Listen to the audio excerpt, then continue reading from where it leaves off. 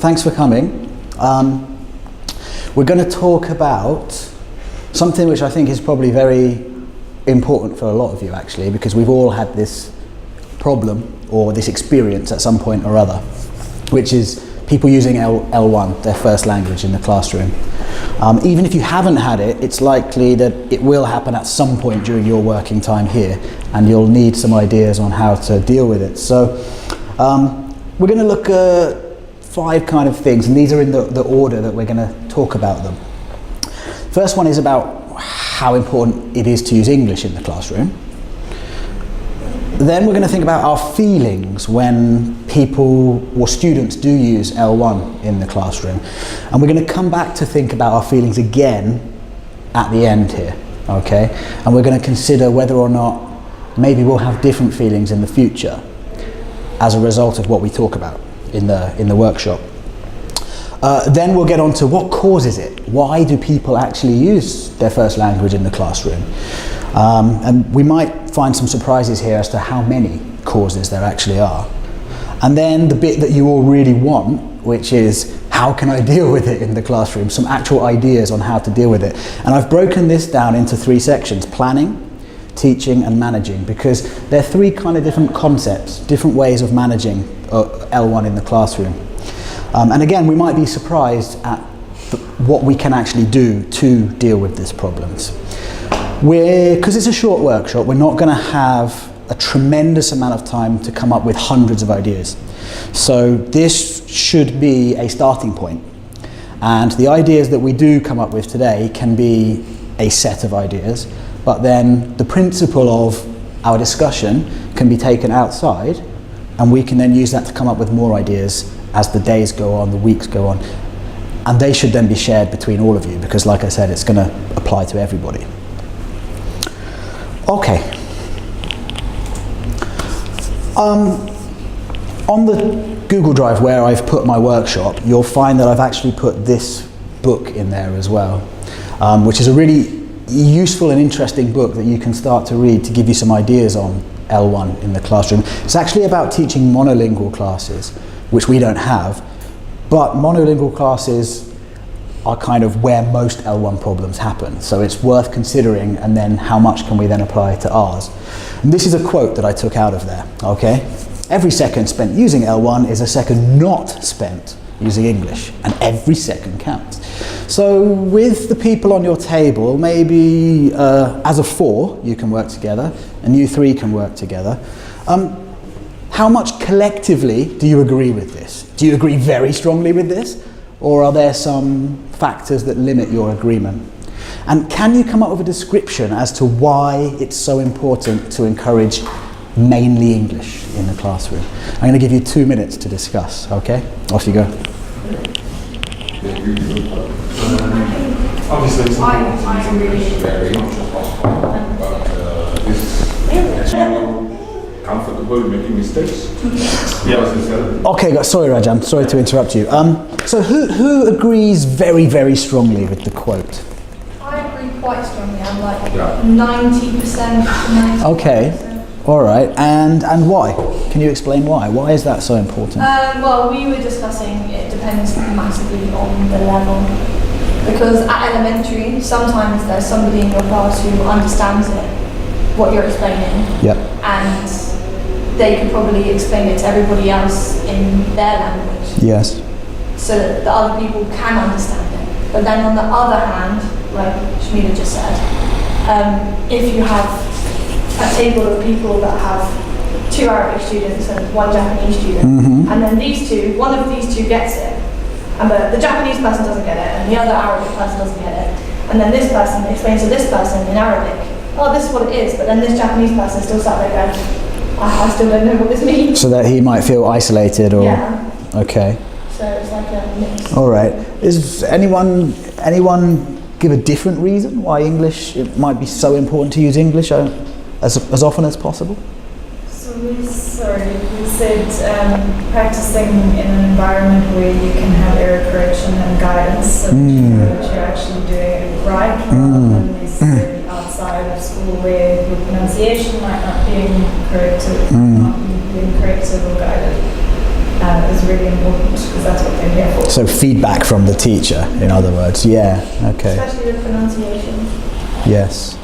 Especially in Malaysia, where the pronunciation outside the school is very different to what we're teaching in the school. Yeah. In the book itself, they offer, it's not an exhaustive list, but the writer, Atkinson, he offers a couple of ideas. One is that every time people are using English, they're also listening to each other speak English, and it's incredible how much language people absorb through just hearing other people speak English, which after all is the way that we learned to speak English when we were really young. So it's not just about production, it's also about reception and being able to spot things that other people say and then maybe adopt them as part of your English. Another nice quote that comes up in there is about, if you want to learn the piano, you have to play the piano.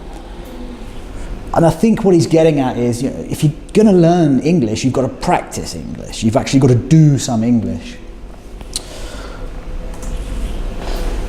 And I think this is a real key thing, and Leonie was talking about this, is that English is a real thing. It's not an object of study. It's not something like history that we can study in books, or maths that we can study the principles of. It's something that only has any meaning when it's happening. So it's a real thing. So we actually have to practice using it as a means of communication rather than just studying it in the book. We all know a lot of the Japanese students have tremendous knowledge of English but are not so great when it comes to using it, and that's probably a good example of that point. And then the last one that he mentions is you need to be able to adapt outside the classroom. If you've never used English in the classroom to make requests or make offers or do things like that, then outside you're not going to be able to cope in a real language situation. So it's our job to recreate real language situations in the classroom and give people practice at it. So it's generally accepted that it's extremely important to use English as much as possible. But it doesn't always happen. Sometimes people use L1, all right? So what do we feel like when people use L1?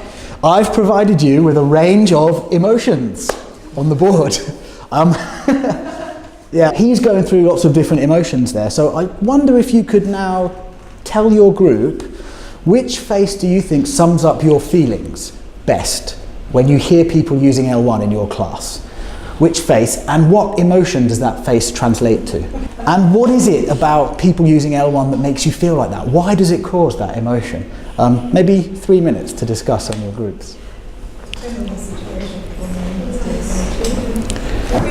Okay, everyone. Jake, would you come and circle the face which represents your feelings? Okay. And I'm just going to come over here, sorry. Yeah. Okay, now stay there and explain to everybody why do you feel, what emotion is that and why do you feel that way? I don't know about the emotion, it's like a deadpan stare. So what's happening inside? What are you feeling? I'm disappointed. Okay, let me write this down. So you're disappointed? Disappointed, but also I understand. I understand. Understanding. Okay. Yeah. Okay. So it's both. The reason why is because I understand why they're speaking the L1. Yeah. But I'm also quite disappointed. So I normally stare at them deadpan, and then I say, "Are you speaking English?" The answer is no, I'm not. And then I say, "Well then." Wow, that's pretty scary. It's pretty scary. Jake, thank you. Can you give the pen to somebody else, please? Yes. Samantha, can you circle your emotion, please? I have 3. Just choose the one that you feel most often. Ah, right. And tell everybody, what feeling is that and why? This is my, okay, I've told you about 10 times, and if you don't stop, I'm going to scream. Face. So what's the feeling? Frustration? Frustration is a good one. Frustration, okay. Anger, did you say anger? Yeah, A little bit of a anger? little bit. Anything else? Mixed in there? It's quite a mixed up face. Yeah, I mean, it's kind of like a, kind of funny as well, because it's like, I know, am I talking to myself now, like, you know, so it's like, that's why I have to close my eyes though, because otherwise I'll Okay, start. and why do you get these feelings, do you think? I think this is like my last one, because especially in my class, they, as you guys know, most of them are Arabic. So I literally feel like I tell them so many times to speak in English. And it's the same as what Jake said. Like, I say to them, are you speaking English? And they all lie to my face. Yes, teacher, we are speaking English. And I'm like, dude, am I stupid? Like, So you feel ignored. yes. You feel like they're ignoring you. Yeah. And it's like Shamila said as well. She said, sometimes you can kind of understand it, like if they're helping somebody else. But most of the time, the reason I get like this and get angry is because they're not. They're talking in Arabic and then they're like, ha ha ha ha ha ha, giggling away. And I'm like, I mean, nothing in the book is funny, so I don't know what you're laughing at. Okay. And then it just makes me So is what you're describing, do you feel this at all? Do you feel betrayal? Yes. Does anyone else ever feel that? Like you've told them that it shouldn't be happening and then they're doing it anyway? Yeah. Right. Okay, this is a good summary of how we feel. The thing we've got to remember about L1 is there's not just one reason why people use it in the class. There could be a number of reasons, okay? So what I'd like to do now is to have you brainstorm. All the work is being done by you, not me, as you'll notice.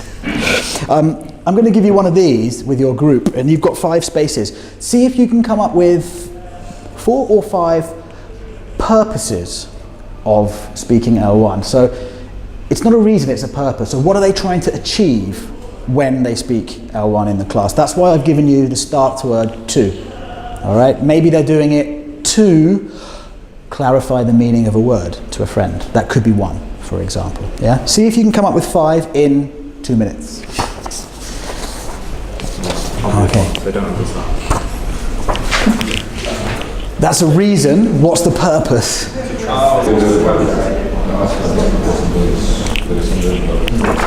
Okay, probably the chances are there's maybe 1 or 2 different on there. So between us, we've probably come up with 6 or 7, right? Well, I'm going to show you now my survey that I've made. I've actually made a survey that I'd like us to try and do with our students at ELC regarding why they use L1 in class. Because I think if we can find out why, what their purposes are, we've got a better chance of coming up with a way to prevent that happening. All right? So I'll give you the survey now, and just want you to compare what was on your list and what you remember from the other list with here. Is there anything different on here that you didn't think of? Okay? There's a couple there if you want to look at one each. I guess you're being confidence by translation. Yeah, because they don't want to get it wrong, do they? Because it's embarrassing. Like, it's the same as when we were at school. You know, you're If your teacher stood in front of the class and said, oh, what's the answer? And you think... So are there any that surprise you on my list? Is there anything different on my list that maybe surprises you? 13. Number 13. Yeah, so what do you think about number 13 then? Is that a real thing? Yeah, I mean, we literally were just talking about that one. Yeah. It's like, even when I was at school, if I was even in my maths class, my English class, you're a teenager and you put your hand up to answer a question and this teacher's like, no, that's wrong, and you sit there and you're like, oh my god, that was really embarrassing. You know what I mean? And then she said, yeah, and imagine that happening, but then it's in a language that you've only just learned. It must be really embarrassing. And then you resort to L1 because in L1 you're smart. You know everything in your first language. Remember, we've had doctors come and study with us here. People who are super highly qualified in their own languages, in their own countries, come here and they're in beginner. Imagine how they feel suddenly, the drop in status. So that might apply to those people, number 13. That might apply to them, yeah. Anything else that's surprising? To do a task because it was too difficult to do in English. Right. So maybe, and we'll talk about this in the next stage, maybe the teacher's task, maybe the teacher didn't set up the task very well. Maybe it was too hard for them and we didn't give them enough scaffolding or support with the task, and that's why they're now trying to do it in their first language. Maybe they're trying to do what we said the best way they know how. Maybe. Yeah. Okay, it's quite a comprehensive list. We can add more to it from your lists later. Just before we move on, this is not just something for the workshop. I actually want to do this, and I'd like to not do it myself because I'm super busy. So maybe at the end of the workshop, it would be nice if maybe we could get 1 or 2 people volunteer together to see if we could activate this in our classes. Now, it will need amending for different levels and stuff. So there would be a little bit of work involved. And we may need to do things like get an Arabic focus group together to answer with a translator, if you see what I mean, to make sure people know what we're talking about. But I think we could, with a bit of effort, organise to run a survey in the whole school. And then the results would probably help us quite a lot. So we'll talk about that again later, all right? And like I said to you earlier, I've separated it into 3 things. I think that one way we can solve this problem of a lot of L1 in class is by planning more carefully. And I really believe that. It's easy to want to come up with punishments to solve this problem, but sometimes being proactive is more important. Yeah, I've got my little lesson planning cycle here. Get ready to plan, procrastinate, get ready to plan, procrastinate. You know what this lesson planning's like, don't you? Yeah. So if we plan more carefully, we might be able to solve the problem. Let me give you an example how I think this might work. This is taken from one of my Delta lessons that I did, okay? And I put this part here into my lesson plan, if I can just circle that part there. So if I've got time, I'm going to put them together to make groups and get them to compare the thought process they went through after each answer. So it's like an extra task.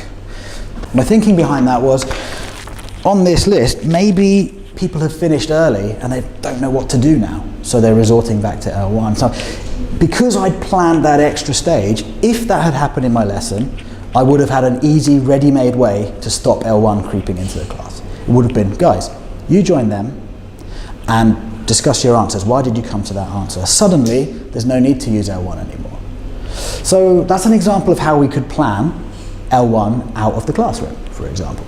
So what I want you to do now is look at the list of reasons why L1 is used, choose one, and see if you can come up with an idea of how you could plan carefully to stop it happening. Okay? I'll give you 2 minutes on your table. Off you go.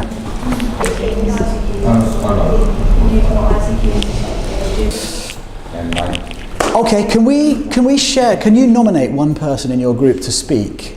And can you nominate one person in your group to speak, please? Who's speaking from this group? Jake? Jake, could you report to this group what you guys discussed? Which cause and what was your possible planning solution? So we looked at number 8, and that is to pass the time because you had finished an activity early. So it happens quite often in my classes where some students will finish a task too early, maybe because they're quite strong in English, and then they're sat there, and then they start talking in their native tongue, and then so what they need is they need constant stimulation. Okay, so as soon as they finish that task, you should have already planned something ahead of time, like an extension task for them to finish and carry on while the other students catch up. If they don't have that there, I think they deserve to speak in that one if you're not, doing anything about it. You know what I mean? So if you're given an extension task, something to do. But yeah, keeps them busy. Yeah, it's just stolen my idea. Wait a minute. What's that? Nice original idea there, Jake. But actually, can I ask a question? Does that extension task you give them, does it have to be related to the lesson? I would think so. I think it should relate to the actual task as well. An extension task may be slightly more challenging. I think so too. Could you, in principle, give them a non-lesson related task that they have to do in English as an extension task? I think so. If it was like a review of something, so if you had like a sheet ready for something that they learned yesterday, then it's still relevant because it's still something they've already learned. It's not that you're giving them something completely brand new that they've never seen before. Yeah. I think that would very much depend on what level they're at. For the lesson planning, we thought about like a better way to set it up, have better instructions, using the ICQs, having extra support in case the ICQs didn't work, and then also pre-teaching some of the vocab. So they all sound like, sorry to interrupt you, they all sound like things you do in the classroom. So let's just take it back to the planning stage, which you're right, but at the planning stage, what do you do for this? But for some of us, since like ICQs and the extra support and the pre-teaching, if you're like an established teacher, you've been teaching for 5 years or something, some of it you just naturally do in the lesson, but for some of us who've only been teaching not even a Right, year, exactly. we write our ICQs in our lesson plans. We have the extra support already sitting there. And for pre-teaching, I don't know about everyone else, but sometimes for me, if I have an example sentence that I write on the board and get the class to dissect, I have it written in my lesson plan so that I write it correctly, so I'm not stressing out being like, I need to write this in this colour, this in that colour. All right. So for some of us, even though it doesn't sound lesson planning, half of it kind of is. So it's time-consuming stuff, right? It consumes a lot of time, but the quicker you get at lesson planning, the general lesson planning, the more thinking time you can devote to things like that, like writing down your ICQs, identifying what vocabulary. Let's say you're teaching an elementary class and you're really not sure what vocabulary in this text is going to be difficult for them. What could you do during your planning stage? Maybe try and identify some of them that you... How would you identify the words that will be troublesome?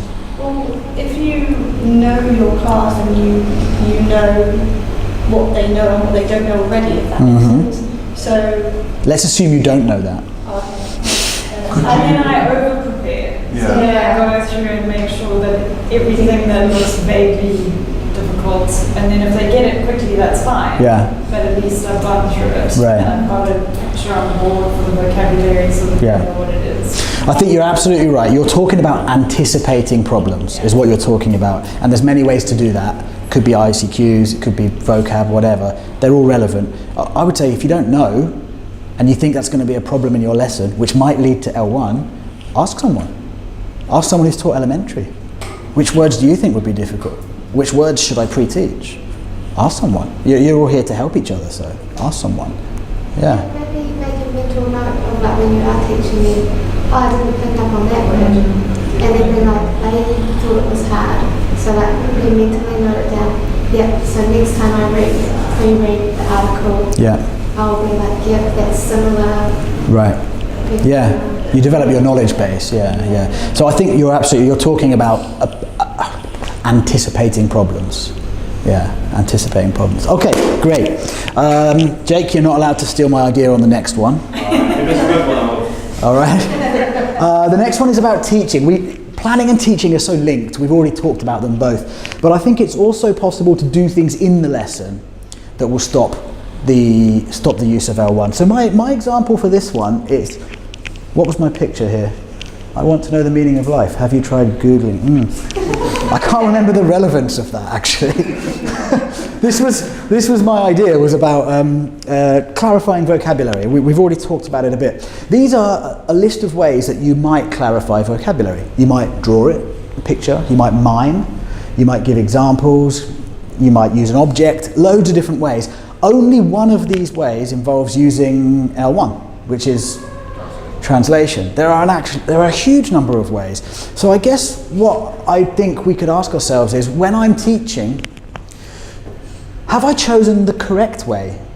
Or not the correct way. Have I chosen the best way of clarifying this word?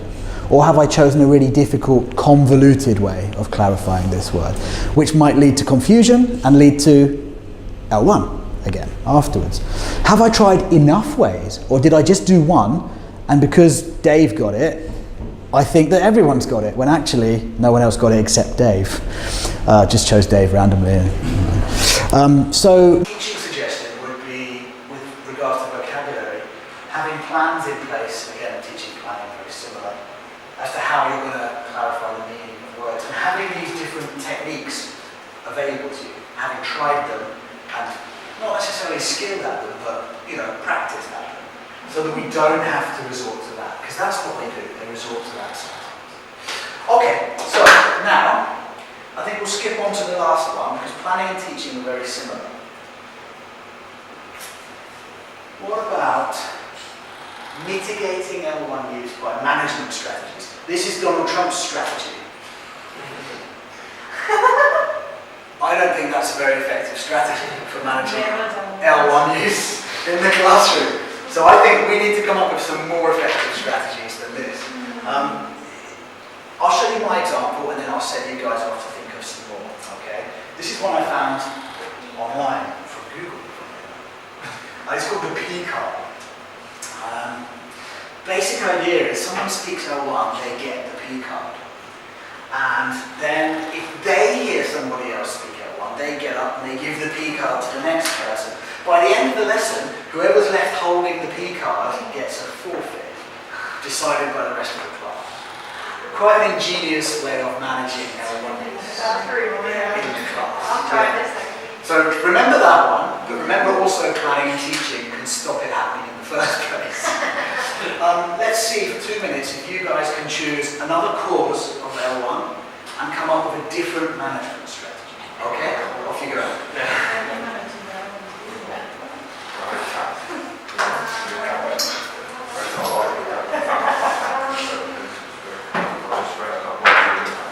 Okay guys, can somebody from this team, somebody different, can you report to these guys? Really? Do you want to report? We had an idea of using marbles. So, get marbles for positive languages. And then whoever has the most marbles at the end is the winner. So for example, if you spoke only English one day, Yeah. you get 5 marbles, maybe, or 3? Just one. Depends on what mood do you just in. So that's positive reinforcement rather than punishment. Yeah. We also discussed having like 5 marbles and then taking the marbles away if you use L1.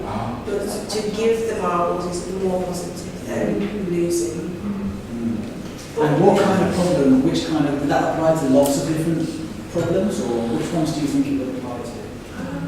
I think it would be more negative ones. If you were taking them away, it would be more towards the negative ones. So like, you know, if they're just like having a joke or a laugh, like trying to have their own conversations. I wouldn't do it for, if they're doing positive, like positive type things, then you wouldn't, would you?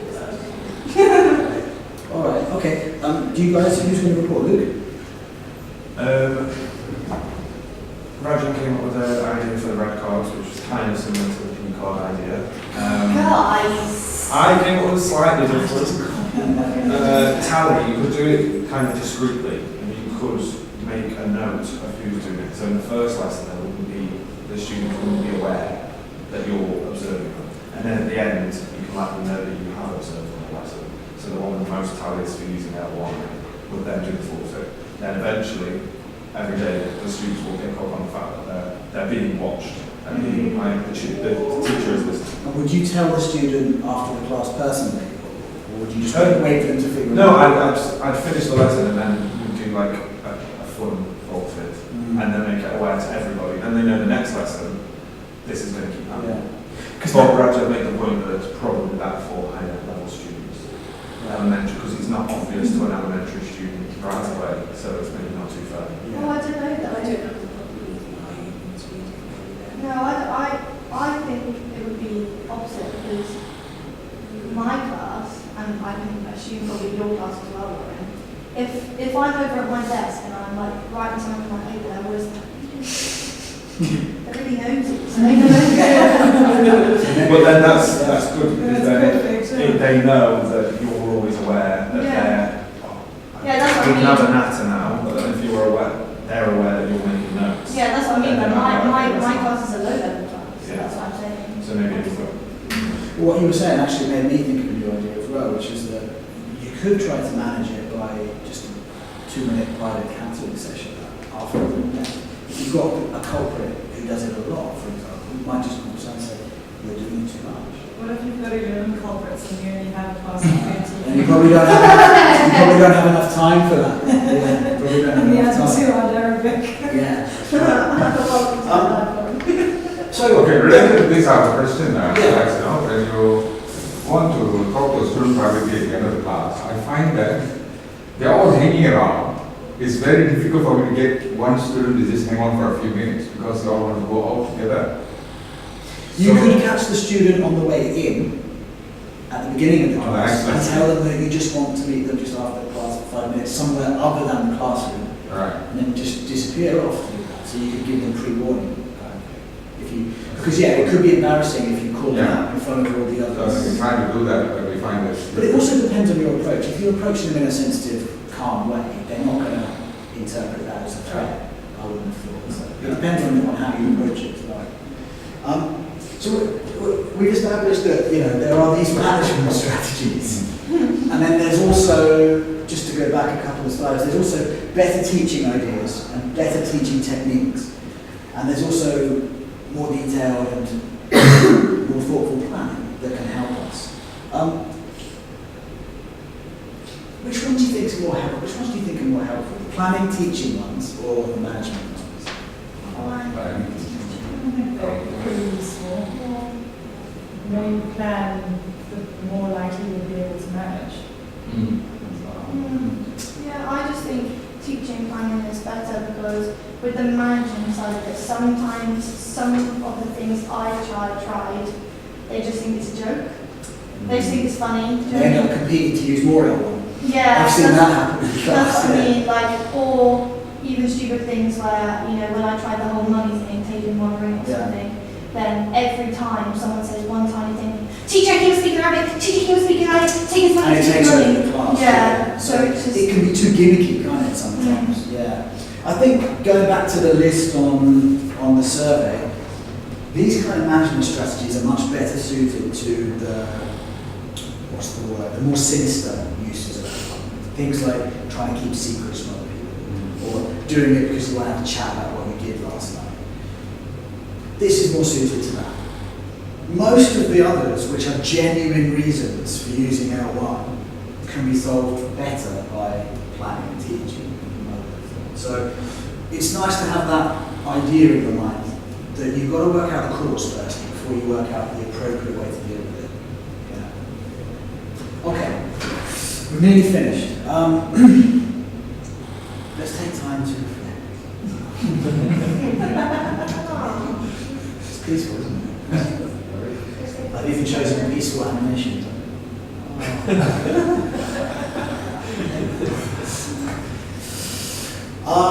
Okay, let's think back about everything we talked about and what this means, okay? In terms of how tolerant should we be, how flexible should we be in school. I think this is a good way to start. Think back about when you learned your second language at school. How much English did your teacher let you use when you were learning a second language? I can remember learning French, and I pretty much spent the whole lesson talking English.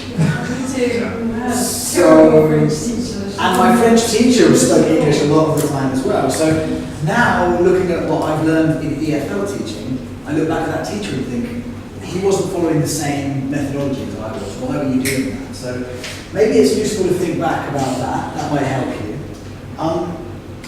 It's good to think about what factors should affect how strict we are, how tolerant we are. I know you've talked about level, but are there any other factors that could come into it, apart from just language level? And then the last thing, I want you to go back to our list of feelings, okay? And I want you to think, in the future, having discussed this together in the workshop, do you think you might have slightly different feelings in the future? And what might those feelings be? Okay. Okay, well, if you've got about 3 or 4 minutes on the take.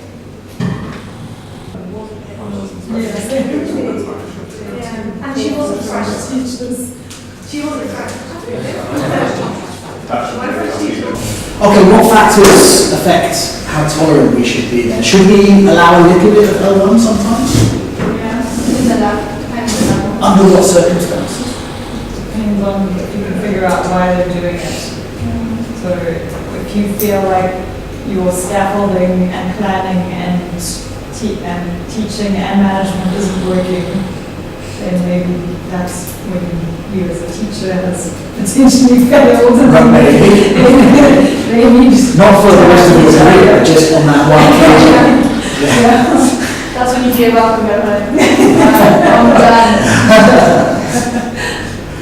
Yeah, but certainly there are some occasions when you might even choose to let people use L1. Maybe your whole lesson is getting slowed up to the point where people are not going to get to do their production activity at the end because 1 or 2 people haven't understood You've gone back, you've given your instructions, you've checked them, you've done all your due diligence, and it's still not working. Get his mate to say it down. 5 seconds, and everyone's back on board, carry on with the lesson. That's quite justified. That's quite justified. As well, sometimes my students will say, teacher, can I speak Arabic to explain? Yeah, no problem, because you're not speaking Arabic, you're asking me if it's okay. Yeah. So that's not me going, why are you speaking Arabic? That's him saying, oh, he doesn't understand, can I explain? Yeah, no problem, that's fine. And another interesting thing in that book actually was the idea of, again, it was about monolingual classes, so it's easier to do. But it was the idea of L1, what's the word, like workshops, or L1's counselling period or something, where you allocate 5 minutes of the lesson where people can speak their L1. Now this is talking about the teacher speaking the L1 as well, so actually that academic advice would be L1. But if you took the idea away and you had a class of, all Japanese and all Arabic, you could say, guys, 5 minutes, you can talk about whatever you want in your own language. As long as you report to me about it in English afterwards. And it gives them a break. They don't have to use English and it's pretty harmless. It's only 5 minutes out of a 3-hour lesson. It's not gonna destroy your career as a teacher. They're not gonna come around with 5 minutes worth of money back. So all things to think about. What about the feelings then? Lauren, I heard you saying they're all the same. No, I wouldn't quite. What do you mean? I don't think they all still apply in different situations. Okay, yeah. So depending on why they're using it, there's definitely understanding, but there still could be disappointment, frustration, and all the other negatives. So it comes back to these causes then. Yeah, it all depends on what their reasoning for using. Yeah. Does anyone, just a quick vote, does anyone think they've ever overreacted to the use of L1 in class? I've done it plenty of times. And I've then felt guilty about it. Oh yeah, me too. Yeah. Especially Because I didn't take the trouble to find out. I didn't take the trouble to find out what was actually causing it. So. This wasn't about me. Stop. Right. So these are all factors we've got to consider. Yeah. And then hopefully what I want you to feel like is if we can figure out the causes a little bit more clearly, we can change some of these negative feelings which are correct when they're doing it to keep secrets and socialise. But 90% of the time it's probably not that. We can probably change these feelings around to some softer, more understanding, empathetic feelings, and then find solutions for them afterwards. Because this quote's like in my mind as well, from the same book. Students find it easier to accept that the idea that there's a time and a place to use L1, rather than there's no place for L1 ever. It's hard to ask people to give up their language, which represents their culture and who they are. So finding a way to balance when it's acceptable and when it's not, and managing that through teaching, planning, and management strategies, is probably better than just saying, English only. It sounds quite culturally superior when you say it that way. So that's an interesting thing to think about as we finish. Does anyone want to ask any questions and make any comments about anything? Comment on that. In fact, that's very useful because many students wait until, let's say, 1 o'clock. At 1, they start speaking in L1. Yeah. That's what we do. So sometimes I tell them it's English, still passes the word. So I can formalize it by saying that immediately after the class, there were a few minutes to speak in your language. So that way, we still have the control, and we've allowed them to speak in their language. Yeah. And then they feel like because you're giving them an opportunity, they're more willing to go with you on English only for other things. Yeah.